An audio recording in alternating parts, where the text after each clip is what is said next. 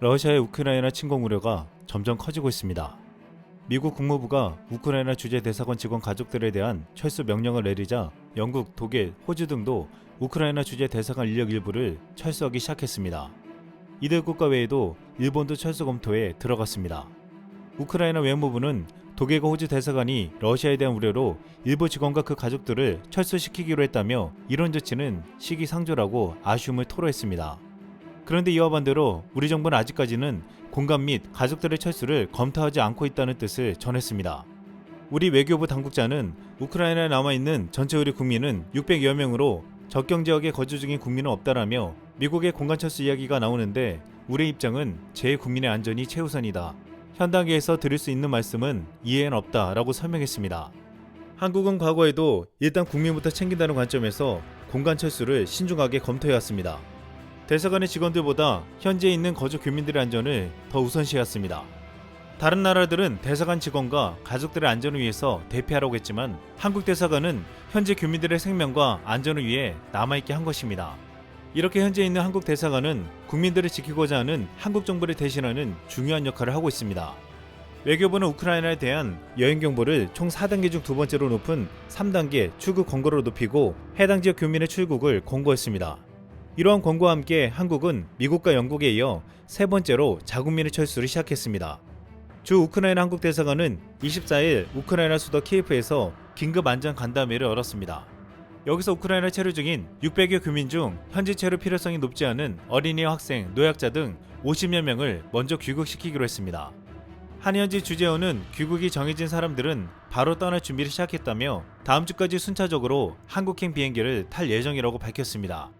정부는 또한 무력 분쟁 발생 시 우크라이나군과 러시아군의 교전 지역이 될 가능성이 높은 국경 인근 10조에서 한국인을 모두 철수시키기로 했습니다. 상황이 급격히 악화될 경우 한국에서 항공기를 급파해 교민을 모두 탈출시키는 방안도 정해졌습니다. 긴급안전 간담회에 참석한 또 다른 교민은 지난해 8월 아프가니스탄에서와 마찬가지로 정부가 항공기를 이용해 교민들의 안전한 탈출을 돕기로 했다라고 말했습니다. 이를 위해 대사관 측은 전화와 모바일 메신저를 이용한 긴급 연락망을 상시 가동하고 현지 체류 중인 모든 한국인의 연락처를 확보 중입니다. 우리 대사관은 이번에도 유사시 우리 교민들이 모두 안전하게 탈출한 후에 나오겠다는 마음으로 지금 만약에 대비한 조치들을 신속하게 준비하고 있습니다. 다른 나라들은 자국민들에게 우크라이나를 떠나라는 말만 하고 있지만 한국은 남아있는 이들을 어떻게 안전하게 대피할지를 생각하고 있다는 것입니다. 해외에서 우리 외교부의 발빠른 대처는 지난해 아프간에 이어 최근 지구촌 곳곳에서 이루어지고 있습니다. 지난 13일 카자흐스탄 대규모 반정부 시위에 휩쓸려 현지 공항에 발이 묶여있던 47명이 무사히 한국 땅을 밟았습니다. 이때 힘겹게 한국으로 들어온 회사원 이동현 씨는 현지에서 겪은 일을 설명해달라는 취재진의 물음에 목소리를 떨며 총소리가 한 5일 동안은 계속 나더라. 거리에서 총에 맞아 죽은 사람이 속출하니까 호텔에서도 창가에서 떨어지라고 했다며 문을 다 걸어 잠그고 불빛이 새나가지 않게 종이 불을 꺼둔 채로 지냈다라고 말했습니다. 그러면서 그는 먹을 것과 의약품을 지원해주신 교민분들, 위험을 무릅쓰고 국민들을 지켜준 알마티 영사님께 꼭 감사 인사를 드리고 싶다라고 말했습니다. 또한 카자흐에서 1년간 체류하다가 함께 입국한 백모 씨는 위기 상황에서 이렇게 빨리 대처하는 나라는 우리나라밖에 없을 것이라며 대한민국 외교력에 크게 감탄했다. 외교부와 영사관에 감사드린다고 말했습니다. 최근 서아프리카의 부르키나파소에서도 군사 쿠데타가 일어났습니다. 외교부는 현재 있는 한국 국민 43명이 안전하게 있는 것을 확인하며 인근 코트디부아르를 주재 한국 대사관은 부르키나파소 업무를 겸임하며 현지 체류 국민 전원과 수시로 안전점검을 하고 있다고 했습니다. 또한 한국 정부는 최근 남태평양 해저화산 폭발로 대규모 피해를 본 통가에 체류하는 한국인들에게 구호물품을 긴급 지원했습니다. 외교부 당국자는 21일 통가 체류 우리 국민들의 요청에 따라 식수, 구호식량, 마스크, 응급키트 등의 구호물품 긴급 지원을 추진할 예정이라며 향후 추가적인 구호물품 수요도 지속적으로 파악하여 제공할 예정이라고 밝혔습니다.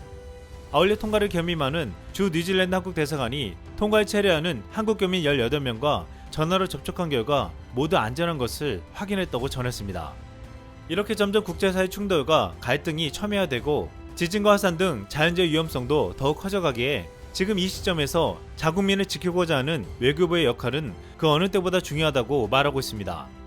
여기서 한국은 다른 나라 국민들에게 부러움을 사고 우리 국민들에게 자긍심을 갖게 할 정도로 활약하고 있습니다.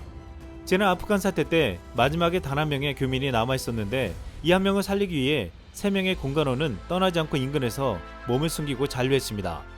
그들은 혼란이 극심할수록 대사관은 마지막까지 현지 상황을 챙기고 교민의 안전을 확인해야 하는 최후의 보루 역할을 해야 한다는 사명감을 행동으로 보여줬습니다. 또한 불가피하게 대사관을 물리적으로 패스한다 해도 한국 대사관 공관원들의 업무는 계속되었습니다. 일례로 2015년 4월 리비아에서 이슬람 무장 세력의 테러가 기승을 부리던 당시 한국 대사관도 공격의 대상이 됐습니다. 이에 공관원들은 일단 피신했지만 인근 튀니지에 임시사무소를 개설했습니다. 2014년부터 본격화된 무장 세력과의 충돌로 리비아의 88개 외국 공관이 모두 철수한 상태에서 마지막까지 남아있던 게 한국 대사관이었습니다. 이 같은 상황에서 공관원들의 피신은 추가 공격 등을 우려한 최소한의 조치였을 뿐 현지 상황에 즉각적으로 대응하고 관련 동향을 파악하기 위한 정보활동은 계속됐습니다. 놀랍게도 주 리비아 한국 대사관의 임시사무소 체제는 6년이 지난 지금까지도 그대로 유지되고 있습니다.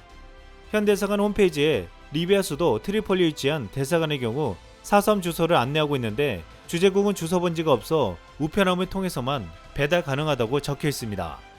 또한 주예멘 한국 대사관의 경우 2015년 4월 사우디아라비아 공습으로 대사관을 폐쇄하고 공관원이 철수했습니다.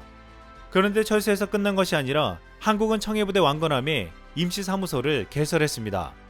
함상위에 공관 임시사무소가 설치된 것은 초유의 일이었습니다. 이는 현재 23명의 교민이 남아있었기에 한국 정부가 제1국민 보호 업무를 계속하기 위한 조치였습니다. 당시 합동참모본부는 소말리 해역에서 해적 퇴치 임무를 수행하던 한국형 구축함 왕건함에 주예멘 대한민국 대사관에 임시사무소를 개설하고 현재 잔류 중인 우리 국민과의 연락과 보호 업무를 담당하고 있다라고 밝혔습니다. 이번 우크라이나 위기에서도 한국은 그 어떤 나라보다 우리 국민들을 무사히 지킬 것으로 보고 있는데 지금 우크라이나 위기에서 가장 속타는 것은 중국이라는 말이 나오고 있습니다.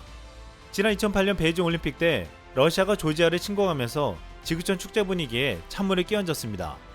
그리고 14년이 지나 또다시 중국 베이징 올림픽 때 판박이 같은 상황이 전개되고 있습니다. 내달 4일 베이징 동계올림픽 개막을 앞두고 우크라이나 위기가 일촉즉발로 치닫고 있기 때문입니다. 중국은 베이징의 코로나 확산과 서구 국가들의 외교적 보이콧만으로도 치명상을 입었는데 여기에 기름을 붓는 초대형 악재를 만난 것입니다. 일각에서는 이번에 미국과 서방 측이 우크라이나 위기를 더욱 부각시키려 하는 게 아니냐는 의심을 갖고 있는데 이를 통해 베이징 올림픽에 쏠리는 관심을 차단하고 중국의 입지를 좁게 만들며 더 나아가 중국과 러시아의 관계에 균열을 내려는 노림수가 있다고 말하고 있습니다. 최근 김준영 전 국립외교원장은 이런 국제사회 충돌 속에 최근 EU에서는 한국을 파트너로 삼아야 한다는 목소리가 커지고 있다고 했습니다. 이유는 중국도 어느 정도 거래 상대로 두고 미국하고도 나쁘지 않게 지내야 하는 어려움이 있는데 지금 그것을 한국이 너무나도 잘하고 있다고 보고 있다는 것입니다. 새로운 신냉전에서 외교적으로 차원이 달라지는 시대를 맞고 있는 가운데 한국은 국민들을 지키며 외교가 무엇인지를 전 세계에 보여주고 있습니다. 이상 쓸모했습니다.